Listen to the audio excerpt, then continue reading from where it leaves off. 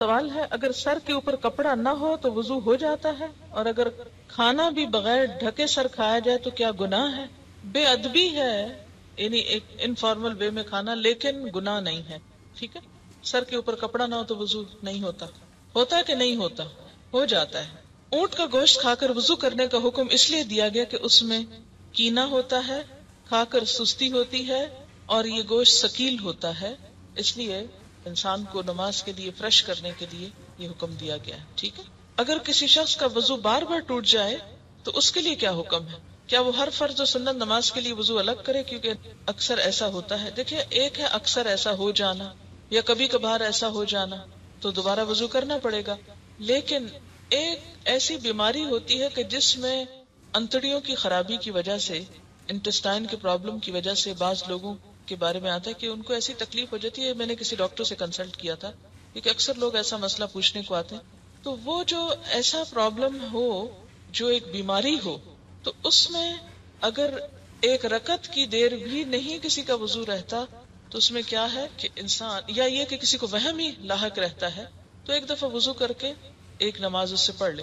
لیکن کبھی کبھار ایسا ہو جانا یا دن کی 5 نمازوں میں سے 1-2 میں ایسی کوئی تکلیف ہو جانا، تو اس کے لیے یہ حکم نہیں ہے. اس کے لیے حکم یہ ہے کہ آپ اپنے کھانے کی ہیبٹس درست رکھیں، وقت پر کھائیں، صحیح خوراک کھائیں، تو آپ کو وضو کا مسئلہ نہیں ہوگا. ایسی چیزیں مت کھائیں جن کے بارے میں آپ کو پتا ہے کہ آپ کو ان سے الرجی ہے اور سٹمک اپسیٹ ہوتا ہے یا آپ کے وضو میں پرابلم ہوتا ہے. یہ ہر شخص اپنی عادت خود جانتا ہے، اور دین کی حفاظت، نمازوں کی، وضو کی، ان سب چیزوں کی ہماری ذمہ داری ہے. اسی لیے آپ دیکھیں کہ دین صرف چند خانوں میں نہیں بانٹ سکتے، وہ پوری زندگی کا ایک حصہ بن جاتا ہے. لوگ یہ بھی روایت کرتے ہیں کہ جب تک وضو کا پانی جسم پر لگا رہتا ہے ثواب ملتا رہتا ہے. مجھے تو ایسی کسی روایت کا معلوم نہیں ہے. کیا ناک میں پانی چڑھانا فرض میں آتا ہے؟ کس میں آتا ہے؟ سنت ہے. اور زیادہ اوپر تک لے جانا سنت ہے، پسندیدہ ہے. اگر کوئی نہ لے جا سکے اور خطرہ ہو کہ وہ سانس کی نالی میں چلا جائے گا، اتنا ہی چڑھا بیٹھے اور غوطہ کھا جائے، کیونکہ جب پریکٹس نہیں ہوتی تو مشکل ہوتا ہے. لیکن اس کا یہ مطلب نہیں کہ ناک کو صرف ٹچ کرے پانی آپ کا. اس پانی کو کچھ نہ کچھ اندر جانا چاہیے تاکہ اندر کے جرمز اور میل کچیل باہر آئے. اگر قرآن پڑھتے پڑھتے وضو باقی نہ رہے تو کیا قرآن پڑھ سکتے ہیں یا دوبارہ وضو کرنا ہوگا؟ ابھی جو ہم نے مسئلہ پڑھا ہے اس میں کیا آتا ہے کہ آپ پڑھ سکتے ہیں قرآن پاک، حرج نہیں ہے. تحیۃ الوضو کیسے پڑھتے ہیں؟ اس میں یہ ہے کہ وضو کرنے کے فوراً بعد پڑھتے ہیں. یہ نہیں کہ 1 گھنٹہ پہلے آپ نے وضو کیا اور اب آپ تحیۃ الوضو پڑھنے لگے ہیں. یہ وضو کرتے ہی جو 2 نفل پڑھے جاتے ہیں وہ تحیۃ الوضو کہلاتے ہیں، اور ان کا بہت اجر اور ثواب ہے. اگر ساری نمازوں میں نہ پڑھ سکے تو فجر کی نماز میں پڑھ لیں، آپ تہجد میں پڑھ لیں، 1 دفعہ دن میں کوشش کریں کہ پڑھ لیں. آپ کو معلوم ہے کیوں کتنا اجر ہے اس کا؟ حضرت بلال والی حدیث یاد کر لیں کہ آپ صلی اللہ علیہ وسلم نے فرمایا کہ میں نے تمہاری قدموں کی چاپ جنت میں اپنے آگے آگے سنی، تو تم کون سا ایسا عمل کرتے ہو؟ تو انہوں نے کہا کہ آپ کو معلوم ہو ہی گیا تو میں بتا دیتا ہوں کہ جب میں وضو کرتا ہوں تو میں 2 نفل نماز پڑھ لیتا ہوں. تو اب ہم جب تو نہیں پڑھ سکتے تو کبھی تو دن میں کوشش کریں 1 دفعہ ہو جائے، اگر ہر دفعہ ممکن نہیں. لیکن وہ بھی اسی وقت ہو سکتا ہے نا جب آپ کے پاس وقت ہو. دن میں تو لوگ آپ کو وقت نہیں دیں گے، لیکن فجر سے پہلے اگر آپ وقت پہ اٹھیں تو پڑھ سکتے ہیں، یا پھر تہجد کے وقت میں. کیا پیاز کھانے سے یا لہسن کھانے سے وضو ٹوٹ جاتا ہے؟ بتائیے. نہیں، کچھ بھی کھانے سے وضو نہیں ٹوٹتا، یہ بھی یاد رکھیے، سوائے اس کے کہ گوشت اونٹ کا گوشت ہو، اور وہ آپ کھاتے ہی نہیں ہیں. کیا عورت کے زیر ناف بال صاف کرنے کے لیے ریزر یا کینچی کا استعمال کرنا منع ہے؟ اگر کسی عورت کو کریم سے الرجی ہوتی ہو تو وہ کیا کرے؟ ایسا کچھ بھی منع نہیں ہے. یہ بالکل من گھڑت بات ہے کہ جنازہ بھاری ہو جاتا ہے لوہا لگانے سے. ریزر استعمال کریں، کوئی بھی ایسی چیز استعمال کریں. بلکہ میں سمجھتی ہوں کہ کریمز کی نسبت زیادہ بہتر ہے، کہ کریمز میں بعض اوقات ایسے کیمیکلز ہو سکتے ہیں کہ جو آپ کی سکن کے لیے بہتر نہ ہو. آپ کو پتہ ہے حدیث میں کیا الفاظ آتے ہیں؟ میں نے آپ کو پہلے بھی سنائے تھے، حلق الآن و نطف الابط. ابھی بھی یہ لفظ گزرے ہیں نطف الابط. حلق الآن، حلق کہتے ہیں اس طرح استعمال کرنا، یہ ریزر استعمال کرنے کو، یعنی زیر ناف بال ریزر سے صاف کیے جائیں اور انڈر آرمز بال جو ہیں ان کو اکھیڑا جائے. بہت سے لوگ شروع میں ہی جب بال نرم ہوتے ہیں بچیوں کو تو بتا دیتے ہیں، پھر وہ نکلتے بھی بہت کم ہے. یعنی ویکسنگ جس کو آپ کہتے ہیں، ویکس استعمال کی جائے انڈر آرمز کے لیے. لیکن اگر تکلیف ہوتی ہو تو مجھے یہ سمجھ میں نہیں آتی کہ باقی سب جگہوں کی تکلیف نہیں ہوتی، لیکن جہاں سنت کا معاملہ میں تکلیف ہوتی ہے. یہ پسندیدہ ہے، اگر نہیں تو انڈر آرمز بھی اگر آپ ریزر استعمال کرنا چاہیں تو کر سکتے ہیں. ٹھیک ہے. وضاحت کر دیجئے کہ انگلیوں کا خلال جو ہے وضو شروع کرتے وقت یہ کس وقت کرنا ہوگا؟ جب آپ بازو دھو لیں، مسح کر لیں، پاؤں دھونے سے پہلے۔ موزوں کے مسح سے کیا مراد ہے؟ کیا اس کا مطلب یہ کہ ہاتھ گیلے کر کے موزوں کے اندر لے جائیں یا پھر پیروں پر ہی پھیر لیے جائیں؟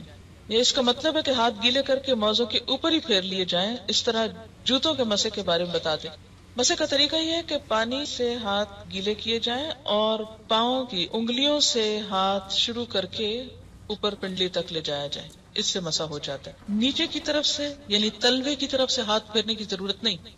حضرت علی رضی اللہ تعالیٰ عنہ کا قول آپ کو یاد ہوگا کہ اگر دین جو ہے وہ عقل پر مبنی ہوتا تو پاؤں کے نیچے سے ہاتھ پھیرے جاتے، کیونکہ زیادہ میلا حصہ تو نیچے کا ہوتا ہے، لیکن سنت یہی ہے کہ اوپر سے ہاتھ پھیرے جائیں۔ اگر کوئی شخص ایک ہی دفعہ دھوتا ہے تو وضو ہو جاتا ہے، لیکن ثواب کس میں ہے؟ 3 دفعہ دھونے میں، اور اس سے آگے بڑھ کر 4 دفعہ دھونے میں ثواب نہیں، ناپسندیدہ ہے، زیادتی ہے، اسے اچھا نہیں سمجھا گیا۔ آپ صلی اللہ علیہ وسلم ناراض ہوئے، ٹھیک ہے۔ لیکن اگر جیسے صابن وغیرہ لگا دیا ہے تو پہلے آپ صابن اتارنے کو الگ سے دھو لیں، لیکن وضو کی نیت سے 3 ہی دفعہ دھوئیں، اس سے زیادہ نہیں دھوئیں، ٹھیک ہے۔ اگر ہم سفر کر رہے ہوں، وضو قائم ہو، راستے میں نماز کا وقت ہو جائے، ایسے حالت میں اگر بیڈ ڈسچارج ہو جائے تو کیا کیا جائے؟ کیونکہ عموماً سفر کے دوران واش رومز اویلیبل نہیں ہوتے، استنجا کس طرح کیا جائے؟ کیا ایسی صورت میں صرف وضو کر کے نماز پڑھ لیں؟ اگر تو وہاں واش روم ہے تو خود کو صاف کر لیں، اگر واقعی نہیں ہے کوئی چیز ایسی تو وضو کر کے نماز پڑھ لیں، جہاں موقع آئے وہاں استنجا کر لیں۔ اگر وضو کے لیے بھی پانی نہ ملے تو ایسی حالت میں صرف تیمم کر کے نماز پڑھ لی جائے؟ جی ہاں، کیونکہ سفر کے دوران ایسی مشکلات پیش آتی ہیں۔ نیز یہ کہ ایسی صورت میں کپڑے بدلنا یا ان کو کہیں ٹھہر کر پاک کرنا ممکن نہیں ہوتا تو کیا کیا جائے؟ انسان کو جب پتا ہے کہ اس کی ایسی کوئی کیفیت ہے تو اس کے لیے کچھ نہ کچھ پیڈ وغیرہ یا کوئی چیز استعمال کر لے کہ جس کو بوقت ضرورت پر ہٹا کر انسان مکمل پاکی کی حالت میں نماز پڑھ لے۔ لیکن اگر کوئی بھی ایسی صورت نہ ہو تو معذوری کے احکامات عام حالات سے مختلف ہوتے ہیں، اس میں ان چیزوں کی رخصت ہوتی ہے۔ ماربل پہ تیمم نہیں ہوتا، صعیدن مٹی پہ ہوتا ہے، پتھر پہ نہیں۔ جس چیز پر مٹی نہ ہو اس پہ تیمم نہیں ہوتا، جیسے کپڑے کے اوپر مٹی ٹھہرتی نہیں، اندر جذب ہو جاتی ہے نا، تو اس سے نہیں ہوتا۔ تیمم مٹی سے ہوتا ہے، پاؤڈر سے بھی نہیں ہوتا۔ وضو کرتے ہوئے ناک میں پانی ڈالنے کا ایک طریقہ یہ بتایا جاتا ہے کہ دائیں ہاتھ سے چلو بنا کر پانی لیں اور ناک میں چڑھائیں، اور بائیں ہاتھ کی چھوٹی انگلی سے ناک صاف کریں، خلال کریں ناک کے اندر۔ جی ہاں، اگر ضرورت ہو تو خلال کریں، ورنہ ناک کا خلال کوئی سنت نہیں ہے، ٹھیک ہے۔ صرف پانی ڈال کر اس کو نکال کر جھاڑنا ناک کو کافی ہے۔ کسی کو وائٹ ڈسچارج زیادہ ہوتا اور نماز کے دوران ہی ہونے لگے تو کیا کیا جائے؟ ایک دفعہ وضو کر کے پوری نماز پڑھ لے، ٹھیک ہے، کیونکہ بعض اوقات شک بھی ہوتا ہے، اور شک کا علاج کیا کہ ایک دفعہ آپ نماز شروع کریں تو بس پھر کنسیڈر نہیں کریں اس کو۔ اسی طرح بعض لوگوں کو ایک وہم کی بیماری ہوتی ہے۔ ایک شخص آپ کے پاس شاید آیا اور اس نے پوچھا کہ میں وضو سے تسلی نہیں ہوتی۔ آپ کو معلوم ہے وضو کے اوپر ایک شیطان مقرر ہے جس کا نام ہے ولہان، جس کا کام ہی صرف یہ ہے کہ وہ وضو میں خلل ڈالے، کہ شک ڈالے، وضو نہیں ہوا، کچھ خشک رہ گیا، شاید ٹوٹ گیا تمہارا وضو، شاید تمہارے جسم سے پھر کچھ نکل آیا۔ ایسے میں انسان بالکل اس کی کچھ نہ سنے، ایک دفعہ وضو کر کے بس نماز پڑھ لے، اپنے ساتھ سختی برتے، بالکل دوبارہ وضو کرنے کی ضرورت نہیں، الا یہ کہ کوئی واضح علامت ہو کہ جس سے پتا چلے کہ وضو باقی نہیں رہا، جس کا ذکر کتاب میں آ چکا ہے۔ میں نے کسی کتاب میں پڑھا تھا کہ 2 میل تک پانی نہ ہو تو تیمم کر سکتے ہیں۔ اگر گھر میں پانی نہ ہو اور فجر کی نماز پڑھنی اور غسل جنابت کرنا ہو تو کیا کریں؟ اگر ہمسایوں سے صبح پانی مانگے اور ہو سکتا ہے کہ وہ دینا پسند نہ کریں اور انہیں خود ضرورت ہو، ایسے میں کیا تیمم کر سکتے ہیں؟ جی ہاں، کر سکتے ہیں ایسے میں تیمم، اس لیے کہ بسا اوقات جب پانی نہیں ہوتا تو اکثر گھروں میں نہیں ہوتا، بجلی نہیں ہوتی ہے، اور بلا وجہ دوسروں کو تکلیف دینا، کسی حدیث سے یہ نہیں پتا چلتا کہ 2 میل یا 3 میل کی بات، وہ تو ایک احتیاطاً یہ بات کہی گئی کہ مثلاً اگر کنواں ہے گھر سے چند قدم کے فاصلے پر، انسان سستی کے مارے وہاں سے پانی نہ لینے جائے۔ ایک حدیث میں آتا ہے کہ اللہ تعالیٰ کی دی ہوئی رخصتوں کو استعمال کرنا بھی اللہ تعالیٰ کے لیے اتنا ہی پسندیدہ ہے جتنا اس کی لگائی ہوئی پابندیوں کو اختیار کرنا۔ اگر سر میں مہندی لگائی جائے تو کیا اس پر سر کا مسح ہو سکتا ہے وضو کرنے کی صورت میں؟ جی، گیلے ہی بال ہوتے ہیں نا، اگر بالکل مہندی اس طرح تو شاید نہیں لگتی کہ اس میں سے بال کچھ بھی نظر نہ آئے، ہو سکتا ہے، لیکن اگر اس کے اوپر آپ نے کچھ اور پہن لیا ہے تو وہ نہ پہنے، جیسے پلاسٹک وغیرہ کا کچھ بیگ یا شاور کیپ۔ مسواک کرتے ہوئے اگر ساتھ ساتھ دعا کرے دل میں اور ذکر کرے اور اس کو سنت کی نیت سے نہیں ایسے ہی، تو کیا یہ درست ہے؟ تو کیا ساری دعائیں منہ میں مسواک ڈال کے یاد آتی ہیں؟ اور اس وقت یعنی مسواک کرتے ہوئے مسواک کریں اور جلدی نکلیں، وہاں سے کہیں اور جا کے دعائیں کریں مصلی پہ بیٹھ کر۔ کہتے ہیں منہ سے زور سے کہکا مارنے سے وضو ٹوٹ جاتا ہے.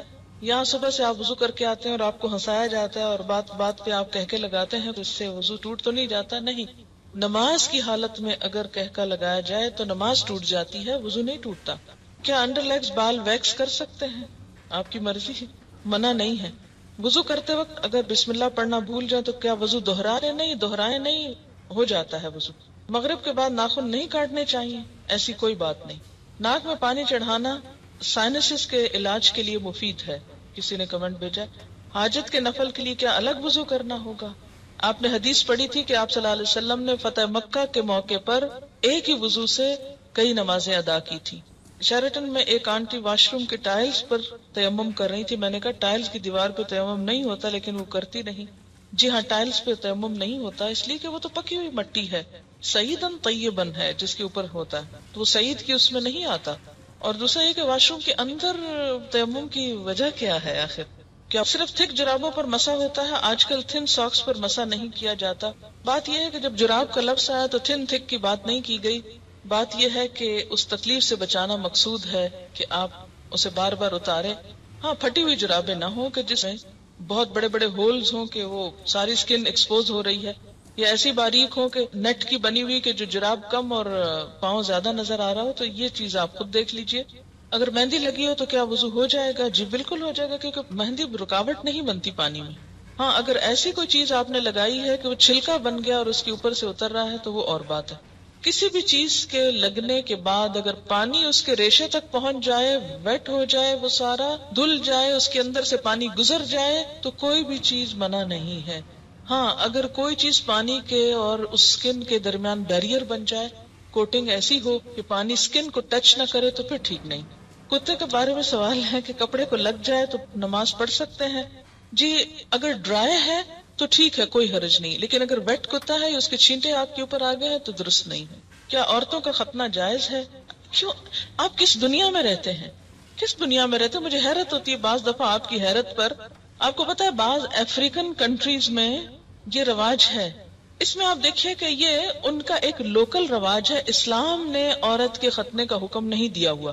یاد رکھیے کسی حدیث میں عورت کے ختنے کی بات نہیں آتی، مردوں کے ختنے کی بات آتی ہے، اور ان کے لیے تو پروو ہو چکا ہے کہ ان کی صحت کے لیے ضروری ہے. لیکن اگر کسی خاص علاقے میں یا کسی خاص کلٹ میں ایسی کوئی چیز ہے تو وہ ان کا لوکل کلچر ہے. It's nothing to do with اسلام. اور اس پہ بہت پروپیگنڈا بھی ہو رہا ہے، آپ کو پتا ہے. میں نے خود کئی جگہ پر یہ پڑھا ہے کہ اسلام نے عورت پہ بڑے ظلم جو ڈھائے ہیں، ان میں سے ایک ظلم یہ بھی ہے کہ بعض علاقوں میں عورت کے ختنے ہوتے ہیں. یہ اسلام نے ظلم نہیں ڈھایا، یہ لوکل کلچر کی بات ہے. اور اگر کسی علاقے کا کلچر ایسا اور پھر انہوں نے اسلام قبول کر لیا اور کلچر بھی ساتھ ساتھ رکھا. اب مثلاً آپ کسی دن یہ پروپیگنڈا شروع کر دیں کہ جو کانچ کی چوڑیاں ہوتی ہیں اگر ٹوٹ جائیں تو عورت بیچاری کا وہ خون نکال دیتی ہیں اور یہ بڑا ظلم ہے، اس لیے ان کو بنانا بند کرنا چاہیے. تو اب یہ اسلام نے تھوڑی آپ کو کہا کہ آپ کانچ پہنے. آپ کا لوکل کلچر ہے، کسی اور ملک میں ایسا نہیں ہوتا، تو آپ کی مرضی، آپ پہنے نہ پہنے، پہنے تو احتیاط کریں، نہیں پہنے تو نہ پہنے. بہت ساری چیزیں ایسی ہیں کہ جس میں اسلام نے نہ کرنے کو کہا ہے اور نہ چھوڑنے کو کہا ہے. بہت سے لوگ کہتے ہیں کہ دیوار پر ہاتھ مار کر تیمم ہو جاتا ہے، اگر اس پر مٹیوں کے قرآن پاک کی آیت کیا ہے؟ سعیدن طیبن. پلین میں پانی موجود ہے، واش روم بھی ہے، لیکن جا کر کرنا مشکل ہے، تو کیا تیمم کر کے نماز پڑھ سکتے ہیں؟ وہاں وضو کی جگہ کتنی ہوتی ہے یہ بھی بتائیے. دوسری بات یہ کہ جو لمبی فلائٹس ہوتی ہیں اس میں بعض حضرات وضو کر کر کے پانی اس طرح ختم کر دیتے ہیں کہ اس کے بعد میں جانے والوں کو بیچاروں کو ہاتھ دھونے کے لیے بھی کچھ نہیں ملتا. میں خود اس بات کی عینی شاہد ہوں. اس لیے جہاں پانی صرف وقتی استعمال کے لیے رکھا گیا ہو وہاں آپ اس سے زیادہ استعمال کر کے دوسروں کا حق نہ مارے. ہاں، آپ پوچھ لیں جہاز والوں سے کہ اس میں 300 لوگوں کے وضو کا اہتمام ہے تو ٹھیک ہے، کر لیں. اگر غسل کرنے کے بعد استنجا کیا جائے تو کیا وضو قائم رہے گا؟ نہیں. اگر صابن لگاتے ہوئے یا ویسے دوبارہ انسان کا ہاتھ ایسی جگہ کو چھو جائے کہ جس کے چھونے سے وضو ٹوٹ جاتا ہے تو غسل کے بعد پھر دوبارہ وضو کرنا ہوگا. کیا وضو کے بغیر حدیث کے ٹیکسٹ کو چھوا جا سکتا ہے؟ چھوا جا سکتا ہے. غسل پاکی میں غراروں کا حکم ہے؟ نہیں، ایسا کوئی حکم نہیں ہے. یعنی کلی کرنا کافی ہے، گلے میں پانی ڈال کے غرارے کرنا ضروری نہیں. کسی نے مسئلہ پوچھا کہ انٹر کورس کے بعد پاک ہو جاتی ہے اور نماز بھی پڑھ لیتی ہے لیکن اس کا ڈسچارج ہوتا رہتا ہے تو اس صورت میں کیا کریں؟ ایک دفعہ نہانے سے پہلے اپنی طرف سے پوری صفائی کر لی جائے. اگر اس کے بعد کوئی ایسی چیز ہو تو دوبارہ بس وضو ہی کافی. کیا ریزر کا استعمال کر سکتے ہیں؟ جی کر سکتے ہیں. MATTE یہ کس قسم کی لپسٹک ہوتی؟ صرف لپسٹک ہوتی. کیا اس سے وضو ہو جاتا ہے یا پانی ہونٹوں تک نہ پہنچے گا؟ میں نے کبھی لگائی نہیں، اس لیے مجھے پتہ ہی نہیں کہ یہ کیسی لپسٹک ہے. یاد رکھیں کہ چھوٹے چھوٹے سوال اس طرح کے پوچھنے کے بجائے شریعت کا ایک اصول یاد رکھیں. ہر وہ چیز جس سے پانی سکن تک پہنچنے میں رکاوٹ نہیں ہوتی اس سے وضو ہو جاتا ہے. کوئی بھی چیز جس کے لگنے سے پانی سکن کو نہیں چھوتا، ہاں وہ کچھ بھی ہو، وضو نہیں ہوگا. وضو کرنے کے بعد اگر ٹی وی دیکھیں تو کیا وضو ٹوٹ جاتا ہے؟ اس میں بھی کیا اصول کار فرمائے؟ یہ میں نے سوال، مجھے معلوم تھا کہ یہ کوئی ایسا نہیں، لیکن میں نے جان بوجھ کے پڑھا ہے. کیوں جان بوجھ کے پڑھا ہے؟ اس سے آپ کو سکھانا. کہتے ہیں نا کہ ضروری نہیں کہ ایک بہت اچھے سوال سے انسان سیکھے، بعض اوقات ایک ایسے مذاقہ خیز سوال سے بھی کچھ سیکھ سکتے ہیں آپ. کیوں؟ اس لیے کہ جب تک شریعت کے جو احکامات ہیں ہمارے لیے ان کی علت نہیں معلوم ہوگی، وجہ نہیں معلوم ہوگی، اس وقت تک ہم سمجھ نہیں پائیں گے. پہلی بات تو یہ کہ وضو ٹوٹنے کے اسباب یا علت کیا ہے، کیا وجہ ہے کہ شریعت نے دوبارہ وضو کرنے کے لیے کہا ہے؟ کہ جسم کے اندر سے ناپاک ڈسچارج جب نکلتا ہے، مثلا بہت سے لوگ مجھ سے پوچھتے ہیں بچوں کو دودھ پلانے سے وضو ٹوٹ جاتا ہے؟ نہیں ٹوٹتا. اس طرح تو ماں کو ایک عذاب میں ڈال دیا جائے کہ بچے بعض اوقات ایسے ہوتے بہت تنگ کرتے ہیں، ان کو ایک عادت ہو جاتی، جو بچے بڑے ہوتے ہیں ان کو عادت ہو جاتی کہ ہر تھوڑی دیر میں آ کے ماں کو تنگ کرتے ہیں کہ دودھ دو. بعض اوقات ماں کو مارنا شروع کر دیتے ہیں، پریشان کرتے ہیں. اب ماں صرف اس لیے مار کھاتی رہے کہ میرا وضو ہے. اور بعض اوقات یہ کہ 2 سنت پڑھی آپ نے اور فرض پڑھنے کے درمیان میں بچے نے شور مچانا شروع کر دیا. بجائے اس کے کہ آپ فرض پڑھیں، آپ پہلے کیا کریں، اسے دودھ پلا لیں.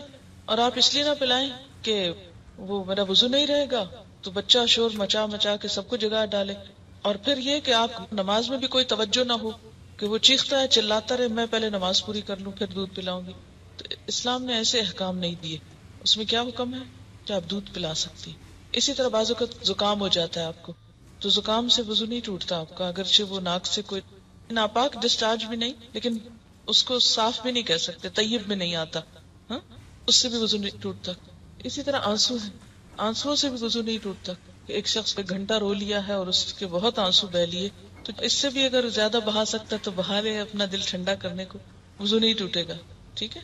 تو عربی میں ایک اصطلاح استعمال ہوتی ہے، اگر وہ یاد رہے آپ کو تو بہت آسانی ہو جائے گی، کہ سبیلین سے جو کچھ نکلتا ہے اس سے وضو ٹوٹتا ہے. سبیلین 2 راستوں کو کہتے ہیں، یعنی ناپاک ڈسچارج کے 2 راستے جو ہیں، سبیل کہتے ہیں نا راستے کو، تو سبیلین دونوں راستوں سے. اور اس سے مراد یعنی یہ ایک ٹرم استعمال کی جاتی ہے بجائے ان دونوں جگہوں کے نام لینے کے. گفتگو میں جو الفاظ انسان استعمال کرتا ہے اس سے انسان کی شخصیت کی عکاسی ہوتی ہے کہ اس کا مزاج کیسا ہے. جن کا مزاج گندا ہو وہ گندی باتیں کرنے اور گندے الفاظ بولنے کو انجوائے کرتے ہیں، لیکن ایمان، گندگی اور ناپاکی اور یہ تمام چیزیں جو ہیں یہ ایک دوسرے کی ضد ہیں. یہ انسان کی ضروریات میں سے تو ہیں، اسی لیے انسان کیا کہتا ہے، اپنی ضرورت سے فارغ ہونا. ایک بہترین لفظ ہے جو مطلب بھی پورا کرتا ہے اور ان الفاظ میں بھی کوئی قباحت نہیں ہے، کوئی شناعت نہیں ہے. اسی طرح جب سبیلین کا لفظ بولا جاتا ہے تو اس لفظ کے سمجھنے میں آپ کو تو دقت نہیں ہے، کیونکہ آپ عربی پڑھتے ہیں، قرآن پڑھتے ہیں، آپ کو اتنا معلوم ہے لفظ. جو چیز وضو لازم کرتی ہے وہ کیا ہے؟ سبیلین سے کسی چیز کا اخراج، ڈسچارج. ٹھیک. بعض ڈسچارجز سبیلین سے صرف وضو کو ضروری کرتے ہیں اور بعض سے غسل بھی فرض ہو جاتا ہے. ٹھیک. جہاں تک خون کے نکلنے کا تعلق ہے، سبیلین کے علاوہ اگر جسم کے کسی حصے سے خون نکلتا ہے، مثلا دانت سے نکسیر پھوٹ گئی، کہیں اور کٹ لگ گیا، جسم سے خون نکل آیا، اس کے بارے میں 2 آراء ہیں، اختلاف ہے. سبیلین میں کوئی اختلاف نہیں، یاد رکھیے سبیلین کے اخراج میں کوئی بھی اختلاف نہیں. سب کے ہاں ایسے ڈسچارج سے، کسی بھی چیز کے نکلنے سے وضو نہیں رہتا. لیکن خون اگر سبیلین میں سے نکلے تو وضو نہیں رہے گا، مگر جسم کے کسی اور حصے سے، مثلا دانت سے، ناک سے یا ہاتھ سے، اس کے بارے میں 2 رائے ہیں. 2 کون سی رائے ہیں؟ ایک رائے یہ ہے اگر اتنا نکلے کہ ایک قطرہ بن کے بہہ جائے، بہنے والا خون نکلے تو وضو نہیں رہتا. ٹھیک ہے. بہنے سے مراد کیا ہے؟ مثلا کٹ لگا، پہلے رستا رہا، پھر کٹھا ہو کے ڈراپ گر گیا تو وضو ٹوٹ گیا. ایک یہ رائے. دوسری رائے کیا ہے اس میں کہ نہیں اس سے وضو نہیں ٹوٹتا، اور وہ دلیل کیا دیتے ہیں کہ حضرت عمر رضی اللہ تعالیٰ عنہ کو جب نماز میں شہید کیا گیا تھا تو انہوں نے نماز چھوڑی نہیں، یا حضرت علی رضی اللہ تعالیٰ عنہ کا جب تیر نکالا گیا تھا نماز کی حالت میں تو انہوں نے نماز توڑی نہیں تھی. ظاہر ہے تیر نکلا تو کیا خون نہ نکلا نا. ہاں اسی طرح اگر آپ نے وضو کیا ہے، بعض اوقات ایسا ہوتا ہے نا کہ وضو کر کے آپ ہٹنے لگتے ہیں کہ آپ کو منہ محسوس ہوتا ہے، آپ دوبارہ اسپٹ کرتے ہیں تو کیا ہوتا ہے، اس میں کچھ ریڈش محسوس ہوتا ہے کہ لگتا ہے کہ مسوڑوں سے خون آ گیا. اب اس میں وضو کی ایسی ضرورت نہیں ہے. اسی طرح بعض اوقات نماز پڑھتے پڑھتے کسی کی نکسیر چھوٹ جاتی ہوتا ہے نا، بعض لوگوں کو تکلیف ہوتی ہے. نکسیر کا معنی پتا ہے آپ کو؟ جو بلڈ ناک سے آتا ہے، بیماری ہوتی ہے. یا اسی طرح آپ بیٹھے کوئی کام کر رہے تھے، سوئی سے سوئی ایک دم لگ گئی جسم کے کسی حصے میں تو تھوڑا بہت خون رس گیا. یا بعض اوقات ایسا ہوتا ہے کہ کوئی پھوڑے وغیرہ نکل آتے ہیں، ہے نا. اچھا ان پھوڑوں سے کچھ نہ کچھ تھوڑا تھوڑا رشتہ رہتا ہے، پس نکل آتی ہے کچھ یا کسی کو کوئی اور چوٹ لگ چکی ہوتی ہے. تو نماز پڑھتے میں کیا ہوتا ہے، اوپر کھڑے ہوئے نیچے بیٹھے زمین پہ، اس سے وہ پریشر آیا کسی جگہ پر تو خون اور نکل آیا. اس سے یہ نہیں کہ وضو بھی ٹوٹ گیا اور نماز بھی ٹوٹ گئی، نہیں، نماز کنٹینیو کریں. تو تھوڑا بہت اس طرح کا اگر بلیڈنگ وغیرہ ہوتی ہے تو اس کو اگنور کیا جا سکتا ہے. اسی طرح آپ وضو کر کے کھڑے ہیں، ناک سے زکام آ رہا ہے کوئی فرق نہیں پڑتا، رو رہے ہیں آپ رو رہے ہیں کوئی بات نہیں. یا منہ سے رال ٹپک گئی، بعض لوگوں کو بیماری ہو سکتی ہے منہ سے رال ٹپکنے کی، سوتے میں تو ٹپکے کی تو وہ تو پھر ویسے ہی وضو نہیں رہے گا. لیکن بعض اوقات ایسا ہوتا ہے نا کہ بعض لوگ جیسے کمزور ذہن کے ہوتے ہیں یا مریض ہوتے ہیں، یا اسی طرح تھوک دیا آپ نے، تھوک ہے یا تھوک میں بلغم وغیرہ ہے تو اس سے وضو نہیں ٹوٹتا. سمجھ گئے یہ بات؟ اگلا سوال ہے، وضو کے بعد اگر بچے کا پیشاب یا پخانہ ہاتھ پر یا جسم پر یا کسی دوسرے حصے پہ لگ جائے تو اس نجس جگہ کو دھونا کافی ہے یا وضو کرنا ہوگا؟ صرف اس جگہ کو دھو لیں اچھی طرح، دوبارہ وضو کی ضرورت نہیں. اگر ہم باوضو ہوں اور نامحرم کی نظر ہمارے چہرے پر پڑ جائے تو کیا ہمارا وضو ٹوٹ جائے گا؟ جیسے گھر میں دیور وغیرہ ہوتے ہیں، نہیں، اس سے بھی وضو نہیں ٹوٹتا. پھر وہی بات ہے، وہی اصول یاد رکھیں جو میں نے آپ کو بتایا ہے کہ بنیادی طور پر وضو کس چیز سے ٹوٹتا ہے. ٹھیک ہے. نماز پڑھتے ہوئے چھینک آ جائے اور چند قطرے پیشاب کے نکل جائیں تو کیا نماز لوٹانی چاہیے؟ بالکل لوٹانی چاہیے، الا یہ کہ کوئی شخص مستقل مریض ہے ایسا، یا اس کو پتہ ہی نہیں چلا کہ اس کے ساتھ ایسا ہو گیا تو وہ اور بات ہے. لیکن کبھی کبھار ایسا ہو جائے تو اس سے وضو نہیں رہتا. یعنی مریض کیا، یعنی بعض اوقات بہت بوڑھے لوگ ہوتے ہیں تو ان کے اعصاب کمزور ہو جاتے ہیں، وہ خود پہ کنٹرول نہیں رکھ سکتے، ان کو ایسے امراض لاحق ہو جاتے ہیں کہ ان کا پیشاب رستا رہتا ہے، پتہ ہی نہیں چلتا، ان کو فیل ہی نہیں ہوتا عام حالات میں، یا پھر کھانسی میں یا چھینک میں. تو ان کو ایک وضو سے جب نماز شروع کر لی تو اس کو پورا کر لیں. لیکن آپ جیسے نوجوان لوگ جن کے ساتھ کبھی کبھار ایسا ہو تو ان کے لیے حکم نہیں. وضو کرتے وقت ہم نے 3 دفعہ کلی کر لی، پھر محسوس ہوا دانت سے یا مسوڑوں سے خون آ رہا ہے، اس وقت کلی کریں جب تک خون نکلنا بند نہ ہو. جی ہاں، کلی کریں، اس لیے کہ خون کو چاہے اپنا ہی ہو اندر لے جانا درست نہیں. ٹھیک ہے. الا یہ کہ پتہ نہ چلے، آپ مثلا کھانا کھا رہے ہیں تو ہو سکتا ہے کہ آپ کے مسوڑوں سے خون نکل کے کھانے میں شامل ہو کے اندر جاتا ہو، اس لیے نہایت ضروری ہے کہ مسواک اکثر کیا کریں تاکہ ایسی بیماری نہ ہو. ہم چند باتیں مسواک پہ بھی آج کرنا چاہوں گی اور امید ہے آپ نے عادت ڈال لی ہوگی. دانتوں کے خون وغیرہ کو کنٹرول کرنے کا بہترین طریقہ مسواک ہے. مسواک کے اندر ایسے کیمیکلز ہیں کہ جن کا سولوشن ان کے اوپر خود بخود ایک دوا کے طور پہ لگتا ہے، سمجھ رہے؟ اور اس میں فریش مسواک جو ہے وہ زیادہ بہتر ہے بنسبت سوکھے مسواک کے. اگر اس چیز کے آپ عادی ہو جائیں تو بہت سی قباحتوں سے آپ کو نجات مل جائے گی. بے شمار فائدے ہیں مسواک کے اور بہت تھوڑا ٹائم لگتا ہے. اگر سر پر تیل یا کریم لگائی ہو تو کیا وضو کے لیے اور پاکی کے غسل کے لیے سر سے تیل کی چکناہٹ اور کریم اتارنا ضروری ہے؟ نہیں، اتارنا ضروری نہیں ہے. مثلا آپ نے سر دھونا چاہا لیکن شیمپو وغیرہ نہیں ہے، یا ہے بھی تو آپ یوز نہیں کرنا چاہتے لیکن تیل لگا ہوا ہے، تو آپ خالی اگر سر کو تر کر لیتے ہیں اور تیل بالوں میں چپکا ہوا تو چپکا رہے، اس سے کوئی فرق نہیں پڑتا. اگر ہم وضو کر چکے ہوں اور جب تک ہم پاؤں دھو رہے ہوں تب تک باقی اعضاء سوکھ جائیں تو اس سے کیا وضو ہوگا؟ وہ کیوں سوکھ جائیں؟ درمیان میں کیا کریں گے آپ؟ کیا دوران وضو کسی پارٹ کو پوچھنا جائز ہے؟ مثلا ایک پاؤں دھو کر پوچھ کر دوسرا پاؤں دھویا جا سکتا ہے؟ نہیں پوچھنا چاہیے جب تک مکمل وضو نہ ہو جائے، کیونکہ ایک سٹریچ میں وضو ہونا چاہیے. ٹھیک ہے.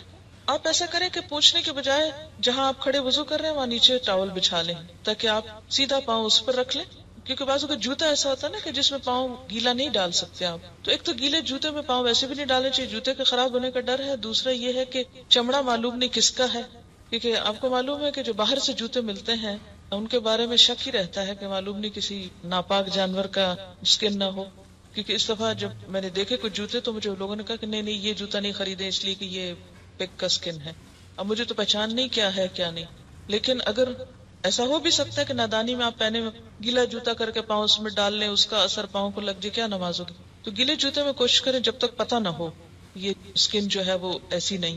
اور دوسری بات یہ ہے کہ سکھانے کے لیے آپ پہلے نیچے ٹاول رکھ لیں، اس پہ پاؤں کو رکھ لیں، اور پھر جب دوسرا پاؤں دھو لیں تو اکٹھے ہی نیچے اس کو صاف کر لیں. یعنی کوئی بھی کام درمیانے وضو بلا ضرورت ایسا نہ ہو کہ جو آپ کو ایک ہاتھ دھوئے پھر آپ دیکھا اچھا وہ ایک چھکا لگ گیا جلدی آؤ دیکھو، وہ وہاں کھڑے کھڑے ٹیلی ویژن دیکھتے پھر واپس گئے جناب اچھا باقی وضو مکمل کرتے ہیں. نہیں، ایسا نہیں کرنا، ایک سٹریچ میں وضو کریں. بہت سے علماء کہتے ہیں اگر غسل کر لیا جائے تو وضو بھی ہو جاتا ہے، اب نماز پڑھ سکتے ہیں، دوبارہ وضو کرنے کی ضرورت نہیں. جی ہاں، یہ اسی لیے کہتے ہیں کہ آپ نے احادیث میں پڑھا کہ جب غسل کر رہے ہیں آپ تو سب سے پہلے آپ استنجا کریں گے، پھر اس کے بعد آپ وضو پورا کریں گے اور پھر جسم پہ پانی بہائیں گے اور وہ آپ کا وضو ہو جائے گا اس میں. اس لیے دوبارہ وضو کی ضرورت نہیں ہے کہ وہم کر کر کے بار بار اور یہ سوچنا کہ چونکہ کپڑے نہیں پہنے ہوئے تھے اس لیے وضو نہیں رہا، آپ دوبارہ پہن کے پھر وضو کو جاؤ. ایسی تکلیف کی ضرورت نہیں.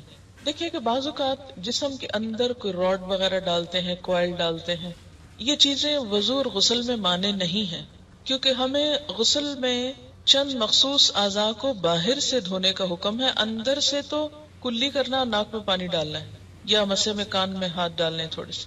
باقی تو یہ نہیں کہا کہ آپ کسی کی ٹانگ خدا نہ خواست ٹوٹ گئی، اندر راڈ رکھا یا مثلا دانت میں فلنگ کرا لی آپ نے تو اس سے وضو اور غسل میں مانی، یا دانتوں کو کراؤننگ کرا لی تو اس سے فرق نہیں پڑتا.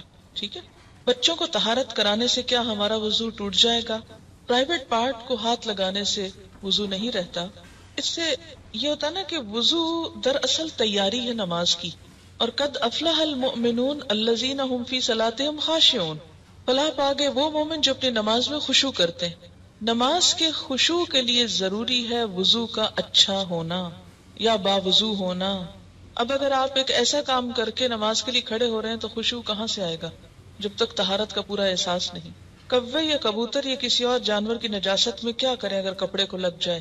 اس نجاست کو آپ اتار دیں. خشک ہو تو رگڑ کر صاف کر دینے سے پانی وانی نہیں تو ٹھیک ہے، ختم ہو جائے گی. لیکن جو جانور گوشت کھاتے ہیں اور جو جانور حرام کھاتے ہیں جیسے بلی وغیرہ ہے، چوہا کھاتی، اس کی نجاست اگر کپڑے کو لگی تو کپڑے کو دھونا ہوگا.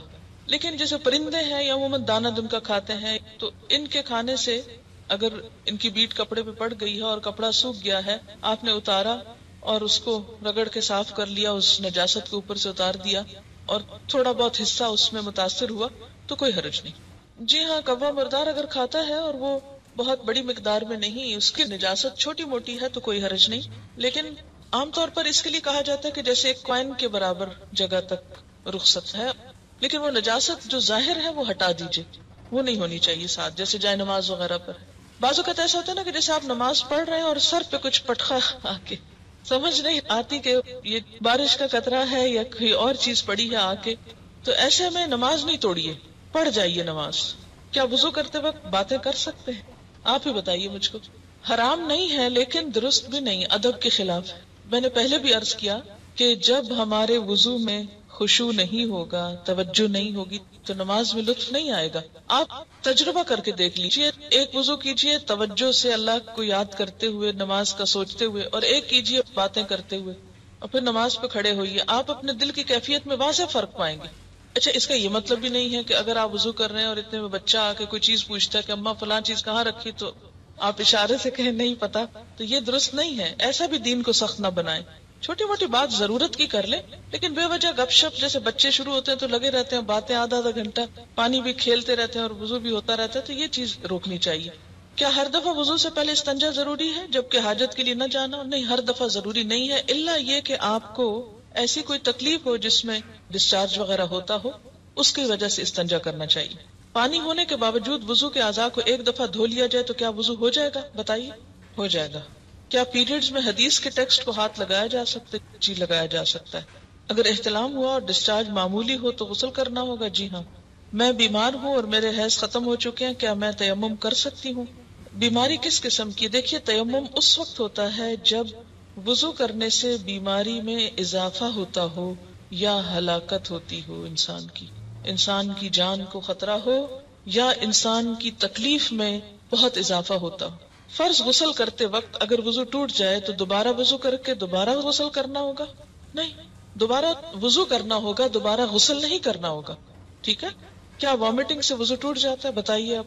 نہیں ٹوٹتا. کیوں نہیں ٹوٹتا؟ وجہ سبیلین میں سے نہیں ہے. لیکن ایک بات یاد رکھیے کہ اگر تھوڑی بہت خود ابکائی سی آئی ہے، تھوڑا بہت تھوک آیا ہے، کوئی حرج نہیں. لیکن اگر اتنی زیادہ وامٹنگ ہے کہ وہ نجاست میں شامل ہو گئی تو وضو نہیں رہے گا. کیوں؟ کیونکہ نجاست ہے نا اصل چیز. یعنی جو کھانا آپ کھاتے ہیں وہ پھر سبیلین سے نکلتا ہے. لیکن اب کیا ہوا کہ وہ اندر کافی دیر رہنے کے بعد ڈائجسٹ ہونے کی بجائے ناپاک بھی ہو چکا ہے، ایک طرح سے ویسٹ بن چکا ہے، اور پھر وہ دوبارہ منہ کے راستے سے نکل آیا، تو ایسی صورت میں پھر وضو کرنا ہوگا. یعنی وامٹنگ کی بھی قسم ہو سکتی ہے. ایک معمولی قسم کی ہلکا پھلکا پانی سا منہ سے نکل آیا، اور ایک یہ ہے کہ بہت زیادہ مقدار میں. ایک یہ ہے کہ خود تھوڑا بہت نکلا، اور ایک یہ ہے کہ آپ خود نکال رہے ہیں. اس سے روزے کا بھی فرق پڑتا ہے. اگر خود وامٹنگ ہو جائے چاہے کتنی بھی ہو تو روزہ نہیں ٹوٹتا. لیکن اگر آپ نے کوئی انگلی وغیرہ یا کوئی چیز ڈال کے وامٹ کیا تو اس سے روزہ باقی نہیں رہے گا. باتھ روم کے دروازے کے اندر کے حصے یا باہر کے حصے پہ دعا لگانا یا دہانی کے لیے، اس میں گناہ تو نہیں. باہر کے حصے پہ دونوں دعائیں لگا دیجیے، اندر کے حصے پہ نہیں لگائیے. ٹھیک ہے. زخم کی صورت میں کیا بینڈیج کے ساتھ وضو کر سکتے ہیں؟ بینڈیج بھگو کے آپ نے بیماری بڑھانی ہے اپنی. اللہ نے عقل دی ہے، بینڈیج کیوں بھگوئیں گے؟ بینڈیج کے اوپر آپ مسا بس کر لیں گے. ٹھیک ہے. اچھا ایک اور چیز یاد رکھیے، جیسے عام طور پہ چھوٹا موٹا کٹ ہاتھ پہ لگ جاتا ہے نا تو اس کے اوپر ہم وہ لپیٹ دیتے ہیں بینڈیج، تنی پلاسٹ وغیرہ لپیٹ دیتے ہیں. اچھا اب اگر واقعی ایسا زخم ہے کہ اس کو کھولنے سے جرمز اندر جانے کا یا اس تکلیف کے بڑھنے کا اندیشہ ہے تو اس کو لگا رہنے دے. لیکن اگر ایسے ہی لگایا اور پھر بس بھول گئے، چھوٹا موٹا کٹ لگا بھول گئے اور اس کے بعد وضو اس میں کرتے رہے تو وضو نہیں ہوگا. ٹھیک ہے. کیوں نہیں ہوگا؟ اس لیے کہ وہ زخم تو اتنے حصے میں تھا، آپ نے اس کو بے وجہ میں سارے میں لپیٹ رکھا، اور زخم بھی ایسا نہیں کہ جس کو دھونے سے کوئی بیماری بڑھے، تو اس کو اتار دیجئے. اور آپ کو یہ تو معلوم ہوگا کہ زخموں کو لپیٹ کر رکھنے سے زخم کبھی بھی ہیل اپ نہیں ہوتے، ان کو کھولنا ضروری ہوتا ہے، الا یہ کہ وہ بہت گہرے ہوں کہ دوا وغیرہ اس کے اوپر لگا کے بند کیا ہو. پیریڈز کے بعد فرض غسل کے لیے خوشبو نہ ہو تو صابن استعمال کیا جا سکتا ہے؟ جی ہاں، صابن ہی استعمال ہوگا. کبھی ٹوائلٹ میں پہنا ہوا کپڑا زمین کو لگ جاتا ہے، حالانکہ ٹوائلٹ آج کل صاف ہوتے ہیں، کیا وہ کپڑا پاک رہتا ہے؟ پاک ہے. اگر گیلا ہے کچھ اور شک والی بات ہے تو اس کو آپ کیا کریں؟ دھو لیں. اگر کارپیٹ ناپاک ہے، یعنی اس پہ بچے نے پیشاب کیا ہو، اس کے اوپر پوچا وغیرہ لگایا، اسپنج کیا اس کو، لیکن پھر بھی ناپاکی کا احساس ہو، ایسی صورت میں خشک ہونے پر اوپر جائے نماز بچھا کر نماز پڑھی جائے یا ویسے بھی پڑھی جا سکتی. افضل یہی ہے کہ جائے نماز بچھا کر نماز پڑھی جائے. لیکن اگر اسپنجنگ ایسی ہوئی ہے کہ اس سے نجاست کا اثر ختم ہو گیا ہے اور خشک ہونے پر وہ بالکل اسمیل وغیرہ ہر چیز چلی گئی تو بغیر جائے نماز کے بھی نماز ہو جائے گی. ٹھیک ہے. ڈپینڈ کرتا نا اسپنجنگ کی آپ نے کس طرح کی ہے، کارپیٹ کی نوعیت کیا ہے. سوال ہے اگر نماز کی نیت کر لی ہو اور وضو یا تیمم کرنا بھول گئے ہوں تو کیا نماز توڑ دیں؟ توڑ دیں، اس لیے کہ نماز تو ہوئی نہیں تو پڑھنا کیا اور توڑنا کیا اس کو. اگر بازو میں کسی قسم کی تکلیف ہو جو بظاہر تو نہیں مگر تھوڑی دیر گیلا رکھنے سے تکلیف بڑھنے کا اندیشہ ہو تو اس صورت میں تکلیف والا بازو فوراً خشک کیا جا سکتا ہے؟ بتائیے. کیا جا سکتا ہے، کیونکہ معذور کے احکام مختلف ہوتے ہیں. اب یہ جو جملہ ہے نا، یہ اگر آپ کو یاد رہے تو آپ کو بہت سے سوالوں کے جواب خود ہی آ جائیں گے. معذور کے احکام مختلف ہوتے ہیں. معذور کس کو کہتے ہیں؟ عذر والا. مفعول کے وزن پر ہے، جس کے پاس عذر ہو. اور عذر کیا ہے؟ کہ تکلیف بڑھ رہی ہے. اسلام کسی کو مشقت میں نہیں ڈالنا چاہتا. حدیث پاک میں آتا ہے یرید اللہ بکم اليسر ولا یرید بکم العسر. اللہ تمہارے لیے آسانی چاہتا ہے، مشکل نہیں چاہتا. اگر وضو کے بعد معلوم ہو کہ شلوار کے کسی حصے پہ لیکوریا کا کچھ ڈسچارج تھا تو اس کو وضو کے بعد دھونے سے کیا وضو ٹوٹ جائے گا؟ نہیں ٹوٹے گا. کیوں؟ وجہ اس لیے کہ آپ کپڑے کو ہاتھ لگا رہے ہیں کسی اور چیز کو نہیں کہ جس سے وضو ٹوٹتا ہے. کپڑے کو ہاتھ لگانے سے خواہ وہ پاک ہو یا ناپاک وضو نہیں ٹوٹے گا. یہ تو بالکل ایسے ہی سوال ہے کہ آپ نے واشنگ مشین لگا رکھی ہے، ٹھیک، آپ نے ایک نماز پڑھی، وضو ہے آپ کا، اور واشنگ مشین آپ اس طرح کام کر رہے ہیں کہ چھینٹے آپ پہ نہیں پڑ رہے، لیکن اس کے اندر پاک ناپاک ہر طرح کی چیز ہے، اور اس کو آپ دھو رہے ہیں، نچوڑ رہے ہیں، رکھ رہے ہیں، اور اگلی نماز کا وقت آ گیا تو اب آپ سوچتے ہیں اگر دوبارہ وضو کروں تو بہت ٹائم لگ جائے گا. آپ کا وضو ہے، آپ بازو دھو کے نماز پڑھ لیں، آپ کی نماز ہو جائے گی. ٹھیک ہے. کیا عام لپسٹک لگانے سے وضو ہو جائے گا؟ یہ سمجھ نہیں آ رہا کہ لپسٹک کی تہہ پر پانی پہنچتا ہے کہ نہیں. لگا کے لپسٹک پانی ڈال کے دیکھ لیجئے کہ ہونٹ کو کچھ ٹھنڈا پانی لگا کہ نہیں. لپسٹک پانی کو نہیں روکتی. ایک اور انہوں نے اس سے ریلیونٹ سوال لکھا ہے کہ کہتے ہیں، سنی سنائی بات ہے، کہ باہر سے جو لپسٹک آتی ہیں یا پاکستان میں بھی جو ملٹی نیشنل کمپنیز کی لپسٹکس بنتی ہیں ان کے اندر اینیمل جیل شامل ہے. کیا ایسا مشکوک میک اپ یا لپسٹک لگی ہو تو کیا وضو ہو جائے گا؟ شک میں رہنے کی بجائے جا کے ان سے معلوم کر لیں. ایک اور مسئلہ یہاں سے اب سمجھ آئے گا آپ کو. کسی بھی چیز میں جب کیمیکل چینج آ جاتا ہے اور اس کی اصلیت بدل جاتی ہے تو حکم بدل جاتا ہے. یہ بھی ایک اصول ہے. کسی بھی چیز کے اندر کیمیکل چینج سے جب اس کی اصل حالت بدل جاتی ہے، پوری طرح وہ کچھ اور بن جاتا ہے، تو حکم بھی بدل جاتا ہے. مثلا پرانے زمانے میں تو کیمیکلز وغیرہ عام طور پر ایسے چینجز نہیں لاتے تھے یا استعمال نہیں ہوتے تھے، تو فقہا نے یہ لکھا ہے کہ مثلا اگر کسی نمک کی کان میں کوئی پگ ہو اور وہ مکمل طور پر نمک بن چکا، یعنی شکل اس کی ایسی ہے کہ پگ نظر آ رہا ہے، یہ پگ کھڑا ہے، لیکن اس کو توڑتے ہیں تو نہ اس کی ہڈی ہے، نہ گوشت ہے، نہ بال ہے، نہ کھال ہے، کچھ نہیں، ہر چیز کیا بن گئی؟ نمک میں کنورٹ ہو چکی.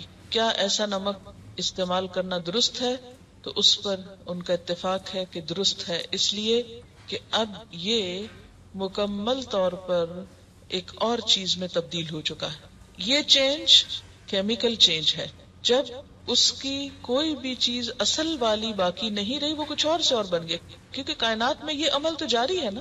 کسی بھی چیز کے اندر جب کیمیکل چینج آ جاتا ہے، مثلا آپ صابن بنا رہے ہیں، آپ کو پتا ہے کہ یہ جو کپڑے دھونے کا جس کو صابن آپ کہتے ہیں، یہ کیسے بنتا ہے؟ پہلے لوگ گھروں میں بناتے ہوتے تھے، مجھے بھی دیکھنے کا اتفاق ہوا ہے کہ چربی ہوتی ہے، کاسٹک سوڈا ہوتا ہے، اور کوئی تیل شاید ہوتا ہے. ایک خاص مقدار میں کاسٹک سوڈے کو پانی میں ڈال کر اس کو لکوڈ بنا کے تیل اور چربی کو باہم ملا کے اس کے اندر جب ڈالتے ہیں تو وہ صابن کی شکل میں کنورٹ ہو جاتا ہے. اب یہ جو کاسٹک سوڈا ہے، اس نے اس چربی کو کیا بنا ڈالا؟ صابن ایک طرح سے اس میں بن گیا، یعنی اس کی اصلیت جو تھی یا اس کی ناپاکی اس کو کھا گیا. وہ کسی بھی چیز کی چربی ہو سکتی.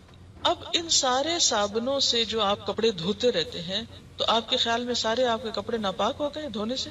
نہیں. کیوں نہیں ہوئے؟ وجہ کیا ہے؟ اس کے اندر کیمیکل چینج آ گیا. اب وہ چربی نہیں رہی، وہ صابن ہو گیا اور اس میں جھاگ بن رہی ہے اور وہ سٹے نہیں کر رہی کپڑے کے اندر چربی. کیا آپ کپڑے جب دھوتے ہیں تو بعد میں چربی نظر آتی ہے آپ کو وہاں سے؟ نہیں. وہ چربی کیوں استعمال کی جاتی ہے کہ کاسٹک کی جو شدت ہے اس کو ماند کر دے. اور کاسٹک تو ایک اڑنے والی چیز ہے، اس کے اندر جو کیمیکل ہے تو یہ اس کو کیا ہے؟ پکڑ لے گی ایک طرح سے. تو کاسٹک کا اثر جو صاف کرنے کے لیے ہے، اور سوڈے کا اثر، اور دوسری طرف تیل ہے، یعنی تیل نہ رہے، سوڈا نہ رہے، چربی نہ رہے، ان کو ملا کے ایک اور چیز بنا لی جائے اور اس کو استعمال کیا جائے. ایسے استعمال سے کیا ہوتا ہے؟ کوئی حرج نہیں.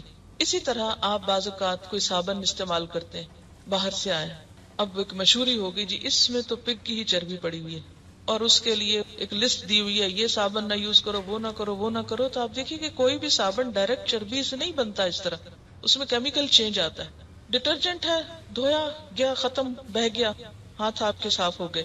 اچھا، اسی طرح جب میک اپ بنتا ہے، تو مجھے تو صحیح نہیں پتا کہ کس طرح وہ بنایا جاتا ہے، لیکن عموماً کوئی بھی سٹف جو اس میں استعمال کرتے ہیں وہ بعض اوقات ڈائریکٹ ایز اپنے را فارم میں نہیں ہوتا، اس میں کیمیکل چینج آتے ہیں، بعض خوشبوئیں ایسی ملائی جاتی ہیں کہ وہ کچھ سے کچھ نظر آتا ہے. تو اس میں میرے خیال میں تو ایسا حرج نہیں ہے. مثلاً آپ کوئی باڈی لوشن استعمال کر رہے ہیں، اب آپ کو کیا معلوم کہ اس لوشن کے اندر جو مائسچرائزر ہے وہ کس اصل سے بنا ہے، لیکن وہ اصل آپ کو سامنے تو کہیں نظر نہیں آ رہی، وہ تو کچھ سے کچھ ہو چکا ہے، تو کوئی حرج نہیں.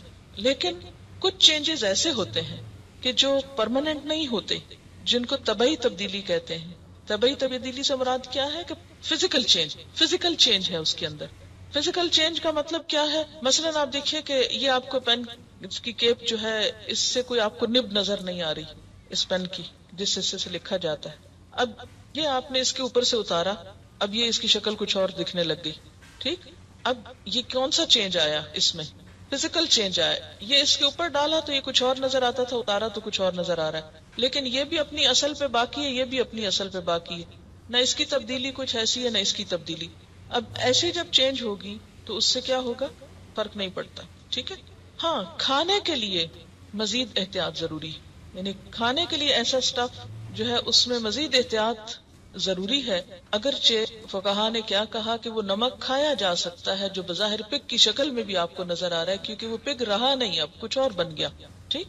اب اس میں مزید آپ تحقیق کریں گے کہ کس چیز کے اثرات اپنی اصل شکل میں کتنے موجود ہیں اور کہاں تک جاتے ہیں. یہ پھر ہر کیس کو انڈیویجولی آپ دیکھ کر, تو جہاں تک لگانے والی چیزوں کا تعلق ہے ان کا معاملہ نسبتاً آسان ہے, بہت شک اور وہم میں نہ پڑے. جہاں تک کھانے والی چیزوں کا تعلق ہے تو اس معاملے میں زیادہ احتیاط ضروری ہے کہ اس کیمیکل چینج سے بھی کس حد تک چینج آیا. یہ نہ ہو کہ ایک معمولی سا چینج آیا اور اصل بھی اس کی تاثیر باقی ہے, تو پھر حلال نہیں آپ اس کو کہہ سکیں گے. ٹھیک ہے.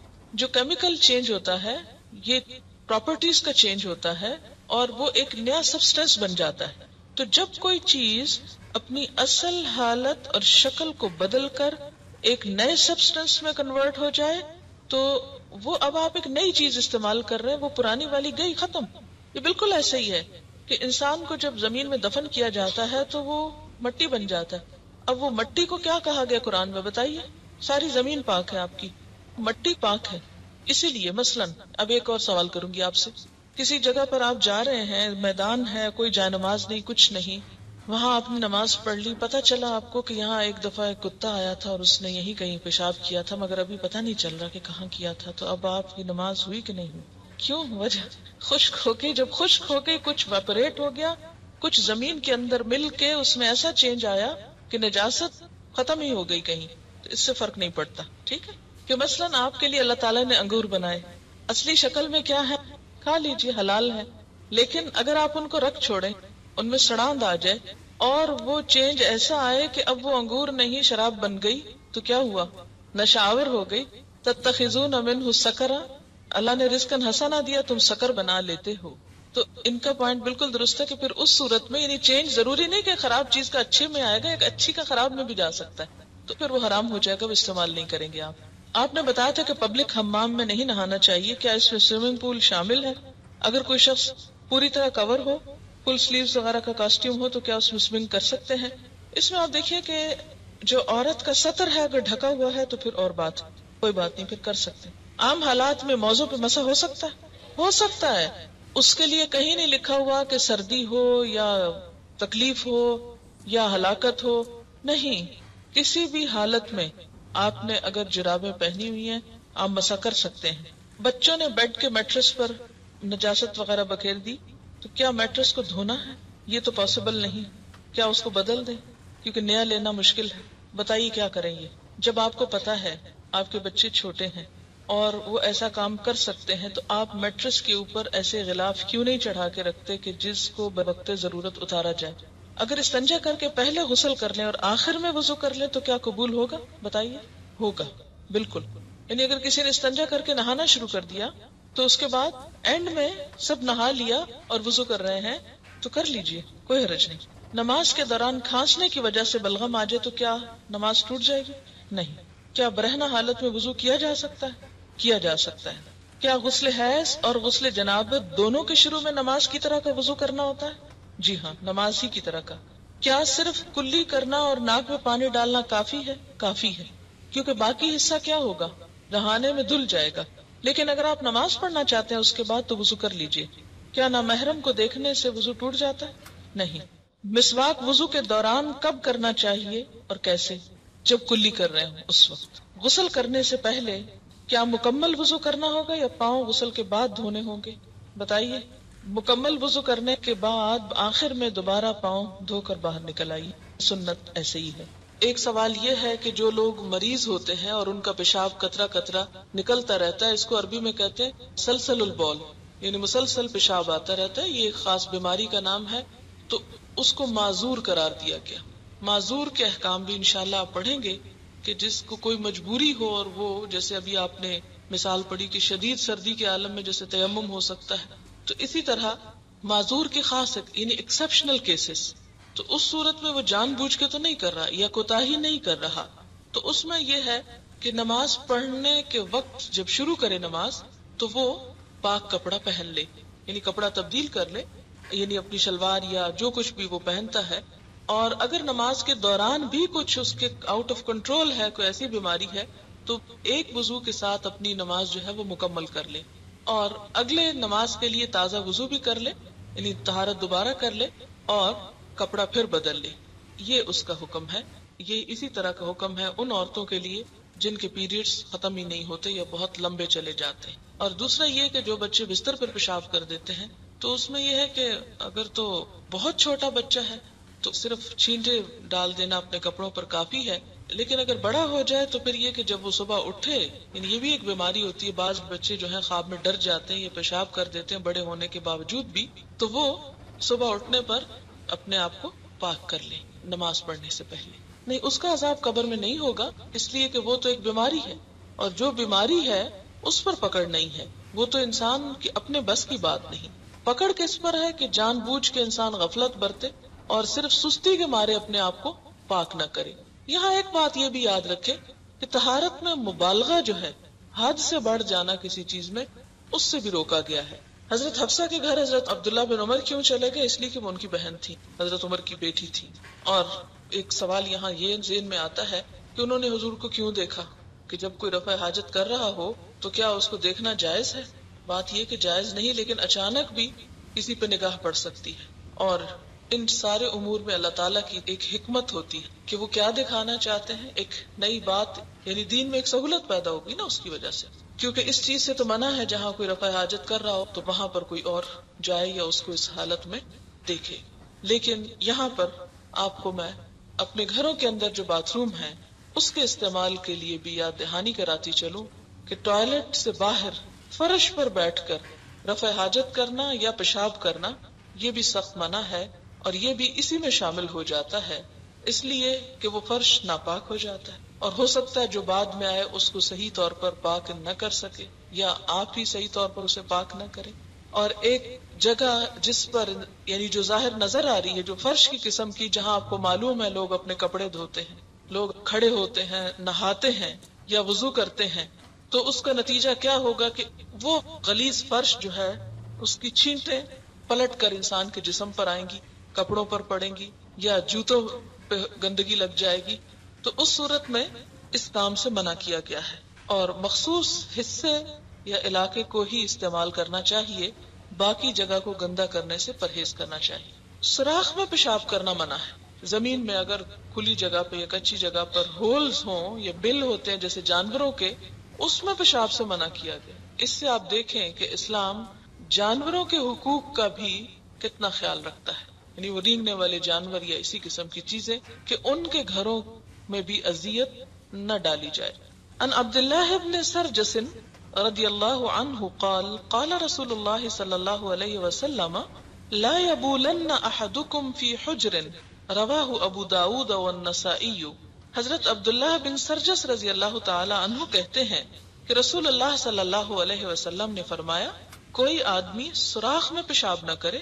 اسے ابو داؤد اور نسائی نے روایت کی. اس کی ایک وجہ یہ جو میں نے آپ کو بتائی کہ ان کے گھروں میں گندگی نہ پھیلائی جائے. دوسری بات یہ کہ ہو سکتا ہے کہ جس وقت کوئی ایسا کرے اس وقت وہ جانور اس کے اندر موجود ہو اور وہ ری ایکشن کے طور پہ باہر نکل کے اس کو کاٹ لے اور ایسی حالت میں اس پہ حملہ کر دے کہ جب وہ جیسے سانپ یا بچھو وغیرہ کہ وہ انسان وہاں سے بھاگ بھی نہ سکے. اور بعض اوقات جنات بھی ایسی جگہوں پہ رہتے ہیں، اس لیے اس جگہ کو استعمال کرنے سے منع کیا گیا. اب دیکھیں کہ اسلام ہم پر کتنا مہربان ہے کہ چھوٹی چھوٹی چیزوں کے بارے میں اس نے ہمیں تعلیم دی. اسی طرح اگر آپ کو وضو کی ضرورت ہے اور آپ باتھ روم جانے کی ضرورت محسوس نہیں کرتے ٹوائلٹ جانے کی، تو اس صورت میں ٹوائلٹ جانا شرط نہیں ہے کہ آپ پہلے بغیر کسی وجہ کے استنجا کریں اور پھر آپ وضو کریں، کیونکہ میرے علم میں یہ بات آئی کہ کچھ گاؤں اور دیہاتوں میں لوگ وضو کے ساتھ استنجے کو لازم قرار دیتے ہیں خواہ ضرورت ہو یا نہ ہو. تو یہ ایک مشقت ہے بلا وجہ کی. خالی وضو بھی کافی ہے. اگر کوئی عورت پیریڈز میں ہے اور اس کے ساتھ کوئی بیٹھ کر قرآن پاک پڑھ رہا ہے تو اس کے پڑھنے میں حرج نہیں. ہمارے ہاں یہ کہتے ہیں کہ پیریڈز ہیں کیا درس میں شامل ہو سکتے ہیں, کیا سننے کے لیے آ سکتے ہیں. یعنی یہاں تک لوگوں کے اندر توہمات پائے جاتے ہیں کہ کسی ایسی مجلس میں بھی حاضر نہیں ہوتے جب نماز نہ پڑھنی ہو. تو اس قسم کی کوئی ممانعت نہیں ہے, کیونکہ یہود کے ہاں تو عورت کو ہاتھ لگانا بھی منع ہے, تو اس کا یہاں پر ازالہ کیا جا رہا ہے. یہ شیطان کی ٹھوکر میں سے ایک ٹھوکر ہے. اس کا کیا مطلب ہے؟ اس کا مطلب یہ ہے کہ ایسے اوقات میں شیطان وسوسے بہت ڈالتا ہے, تم پاک نہیں ہو, نماز نہیں پڑھ سکتی, یہ نمازوں کا کوئی فائدہ نہیں ہوگا, اور اس قسم کے جو احساسات ہیں اس پر توجہ دلائی گئی ہے. یعنی یہ نہیں کہ استحاضہ کا تعلق شیطان سے ہے یا اس کے کسی حکم سے ہے یا اس کے کسی عمل دخل سے ہے, یہ مراد نہیں ہے اس سے. انما ہی رکضۃ من الشیطان, اس میں کیا ہوگا کہ اس میں شیطان وسوسے ڈالے گا, وسوسے مراد ہے. اور آپ دیکھیں کہ کئی دفعہ ایسا ہوتا ہے کہ ہم اپنے وقت پہ پاک ہو جاتے ہیں اور اس کے بعد ہلکی سی بھی اسپاٹنگ کچھ دیکھ لے تو پھر نماز پڑھنے کو دل نہیں چاہتا. کیوں نہیں پڑھتے نماز؟ وسوسے ہوتے ہیں دل میں, ایک وہ بددلی سی ہو جاتی ہے, نماز ہونی کو نہیں, پڑھنے کا نہیں فائدہ, اور پھر آپ ایک کشمکش کا شکار ہو جاتے ہیں, نہاؤں نہ نہاؤں, نہانے کو دل نہیں چاہتا, نہ نہا کے نماز پڑھنے کو دل نہیں چاہتا, اور شیطان اس طرح اپنا مطلب نکال جاتا ہے کہ یہ نماز پڑھے ہی نہ. جب ایسی کیفیت ہو عورت کی کہ بلیڈنگ کسی وقت بھی ختم نہ ہو تو اس میں کیا ہوگا, شیطان کو حملہ آور ہونے کا موقع زیادہ مل جائے گا. لہٰذا تم کیا کرو, غسل کرو, پاک ہو جاؤ, اور اطمینان کر لو کہ پاک ہو, اور اس کے بعد اطمینان سے اپنا نماز روزہ جاری رکھو, اور 23 یا 24 روز اپنا کام کرو, اور پھر اس کے بعد جب وہ دن دوبارہ وہ تاریخ آ جائے.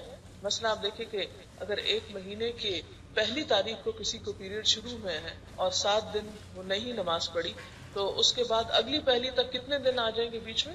23 یا 24 آ جائیں گے, کیونکہ کبھی مہینہ کم یا زیادہ ہوتا ہے. فرمایا کہ 6 یا 7 دن, 6 یا 7 اس لیے کہ وہ خود دیکھ لیں کہ ان کا 6 دن کا ہے سرکل یا 7 کا ہے, کیونکہ اس سے دوسری احادیث میں بلڈ کے کلر اور دوسرے چیزوں سے بھی اس کی وضاحت کر دی کہ کتنے دن وہ اس کو شمار کر سکتے. یہ بھی ایک اہم سوال ہے کہ کچھ خواتین کو جیسے گریجولی مینسز سٹارٹ ہوتے ہیں اور پراپر بلیڈنگ شروع ہونے تک بعضوں کا 24 آورز بھی گزر جاتے ہیں, لیکن یہ کہ کچھ نہ کچھ سٹارٹ ہو چکا ہوتا ہے, تو جب بھی سٹارٹ ہو جائے, یعنی جب بھی کلر بدل جائے ڈسچارج کا, اس وقت سے پیریڈز کاؤنٹ کیے جائیں گے. جس طرح آخر میں کم رہ جاتے ہیں, اسی طرح بعض لوگوں کو شروع میں کم ہوتے ہیں تو وہ پیریڈز کے ہی دن شمار ہوں. نہیں, ڈیز تو پورے کرنے ضروری نہیں. اگر سمجھے کہ بالکل کلیئر ہے تو نہا لے, لیکن اگر یہ ہو کہ دوپہر کو کلیئر تھا اور شام کو نہیں, اور پھر صبح تھا اور پھر دوپہر کو نہیں, تو اس کو اوائڈ کرنے کے لیے پھر اپنا ٹائم پورا کرے. لیکن اگر عادت بدل چکی ہو, کیونکہ بعض اوقات یہ ہوتا ہے کہ عادت تبدیل ہو جاتی ہے, اور آپ کو ایک مہینے میں ایسا ہوا, پھر دوسرے مہینے میں پھر ایسا ہی ہوا, جس کا مطلب ہے کہ اب آپ کی عادت بدل گئی اور آپ 5 ڈیز پر ہی نہا لیں. غسل کے طریقے میں آپ پیچھے پڑ چکے ہیں نا, پہلے ہاتھ دھو کے, پھر استنجا کر کے, پھر اس کے بعد پورا وضو کیا جائے, اور پھر اس کے بعد جسم پہ پانی بہایا جائے. تو اس کے بعد اگر انسان کپڑے پہن لیتا ہے تو دوبارہ وضو کرنے کی ضرورت نہیں رہتی. اور اس سے یہ بھی پتا چلتا ہے کہ اگر انسان وضو کی حالت میں اپنا ڈریس چینج کرتا ہے, تو بعض لوگ تو کہتے ہیں نا سر سے دوپٹہ اتر جائے تو وضو ٹوٹ جاتا ہے, یا سارے کپڑے بھی اتر جائے تو وضو نہیں ٹوٹتا, اس لیے کہ نہانے کے وقت تو ظاہر کپڑے نہیں پہنے ہوں گے, تو نہانے سے پہلے جو وضو کیا وہی اس میں کافی ہو جائے گا. ان کا سوال یہ ہے کہ ناپاکی کی حالت میں اگر ہم مہندی لگا لیتے ہیں, وہ رنگ چڑھ جاتا ہے, تو کیا دھونے پر رنگ رہ جائے گا, وہ جسم کا وہ حصہ پاک ہوگا یا نہیں؟ وہ پاک ہو جائے گا.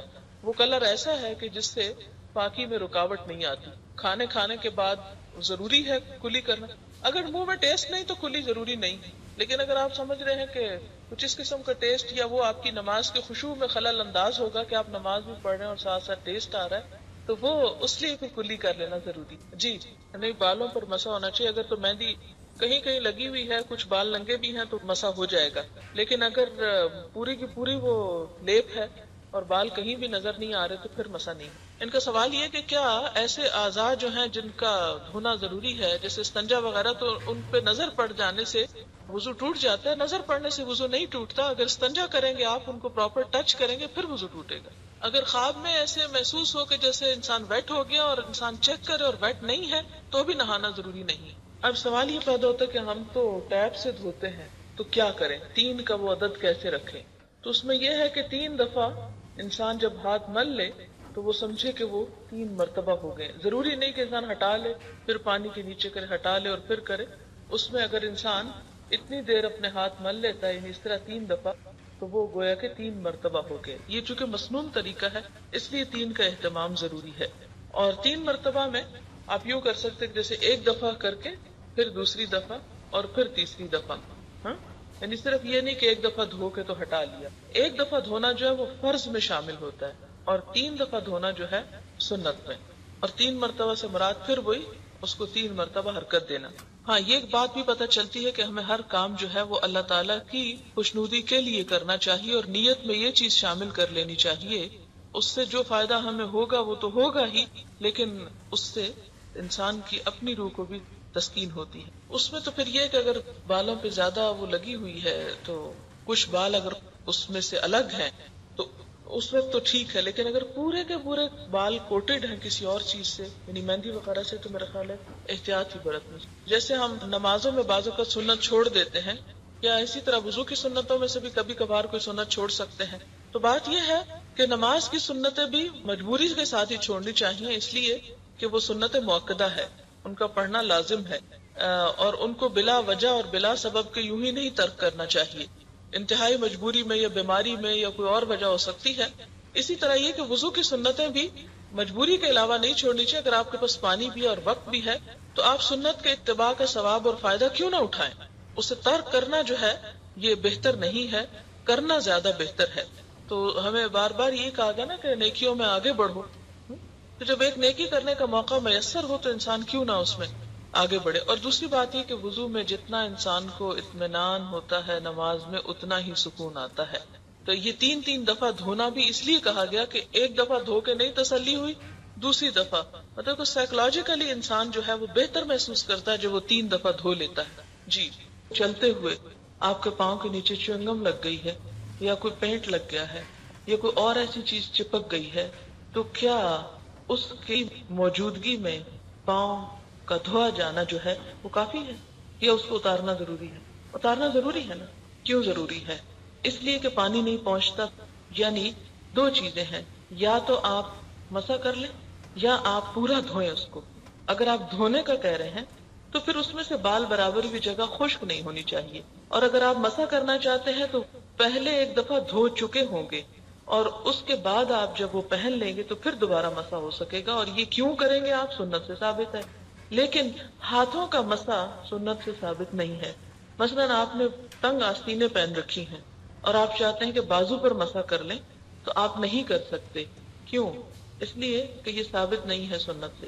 اور یہ تو کہہ نہیں سکتے کہ اس زمانے میں قمیضوں کے بازو نہیں ہوتے تھے. تو یہ کہنا بہت خوشنما ہوتا ہے کہ اس زمانے میں نیل پالش نہیں تھی، اس لیے نعوذ باللہ حضور صلی اللہ علیہ وسلم ہمیں سکھانا بھول گئے یا بتا ہی نہیں سکتے تھے. بات یہ نہیں ہے. بات یہ ہے کہ دھونا ہے تو پورا دھو، نہیں دھونا تو مسح کرو. کہاں کہاں مسح کر سکتے ہو؟ پگڑی پہ کر سکتے ہو، بالکل ٹاپ پہ اور بالکل پاؤں پہ، بازو اور دیگر جگہوں پہ نہیں. سوال یہ ہے کہ اگر وضو کر رہے ہیں اور سر پر کلپ لگا ہوا ہے یا ہیئر بینڈ لگا ہوا ہے تو کیا اس کو مسح کے وقت اتارنا ضروری ہے؟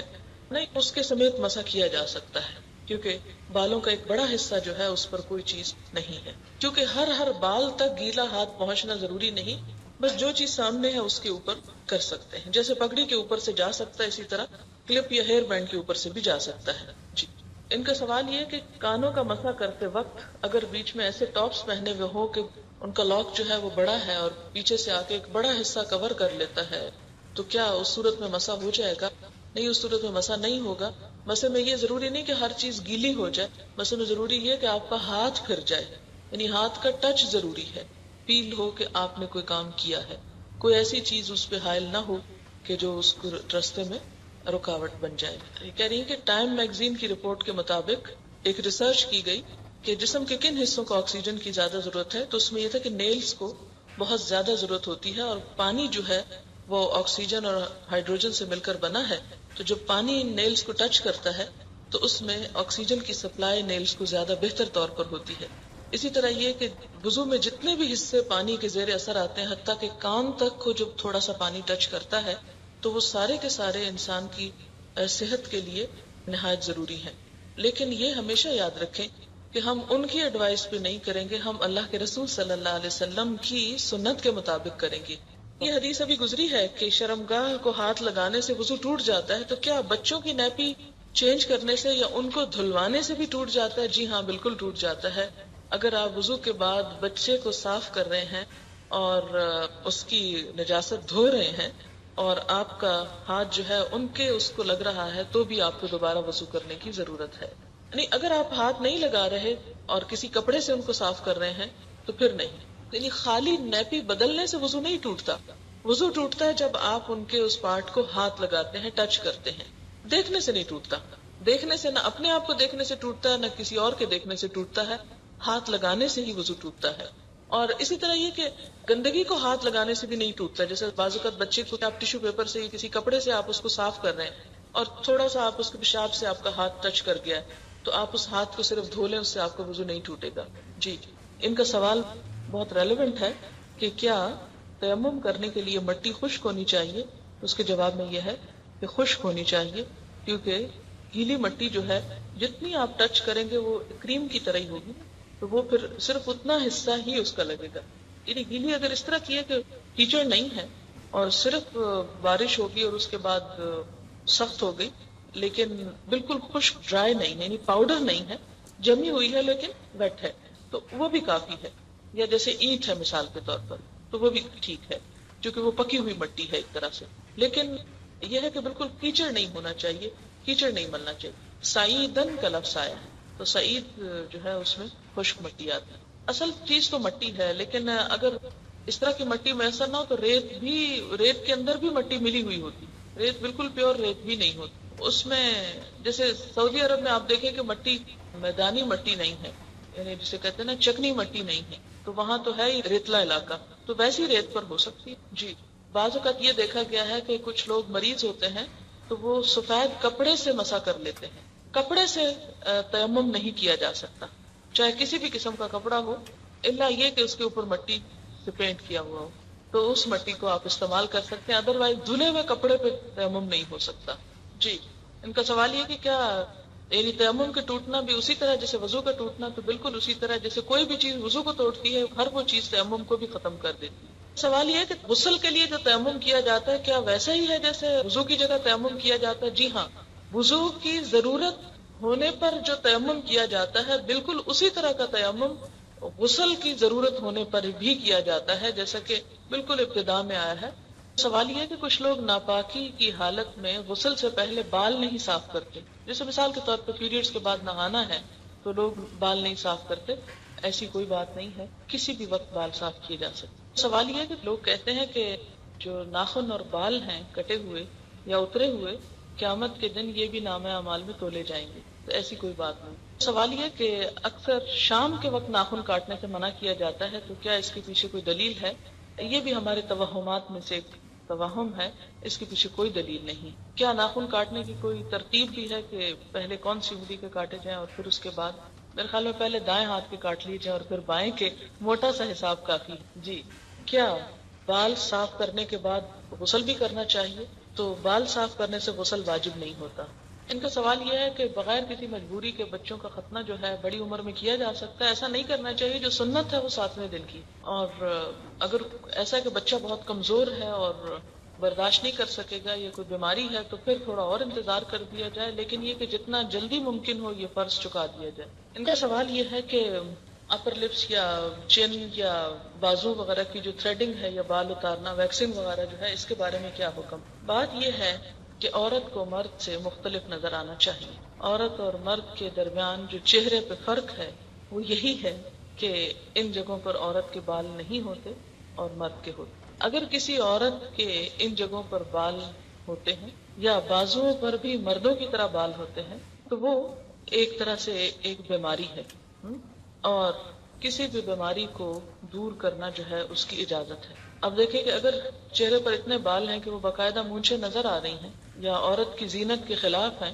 تو ان کو ہٹا دینا چاہیے. اسی طرح جو چن ہے تو اس پر بھی بال جو ہیں وہ ایک ناگوار صورتحال پیدا کرتے ہیں، اور جو ایک سٹینڈرڈ نارمل عورت کی شکل ہے اس میں یہاں بال نہیں ہوتے. تو جیسے کوئی بھی جسم کا حصہ بڑھ جاتا ہے یا کوئی بھی ایسی چیز جو بیماری کے اندر شامل ہوتی ہے اس کو ہٹایا جا سکتا ہے. جی، ان کا خیال یہ ہے کہ جب ہر جگہ جانوروں کے جسم کے حصے اور کھالیں اور بال اور چہرے ہوں گے تو پھر انسان کے اندر بھی ایک طرح سے صفاقی آئے گی، اور جانوروں والی خصوصیات تجربے سے تو ثابت نہیں ہے لیکن شاید یہ بات درست ہو.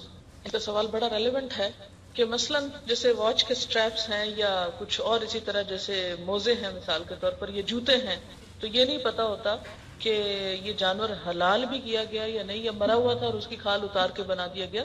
تو اس میں واضح طور پر حکم موجود ہے کہ جو حلال جانور ہیں اگر وہ مر بھی جائیں تو ان کی کھال کو جب رنگا جاتا ہے، اسٹرلائز کیا جاتا ہے، تو وہ پاک ہو جاتی ہے، اس کا استعمال جائز ہے. اس سے کوئی فرق نہیں پڑتا کہ وہ مرے یا حلال کیے گئے یا حلال نہیں کیے گئے، اس سے کھال کے اوپر کوئی فرق نہیں. وآخر دعوانا ان الحمد للہ رب سبحانک اللہم وبحمدک نشہد ان لا الہ الا انت نستغفرک ونتوب الیک. والسلام علیکم ورحمۃ اللہ وبرکاتہ.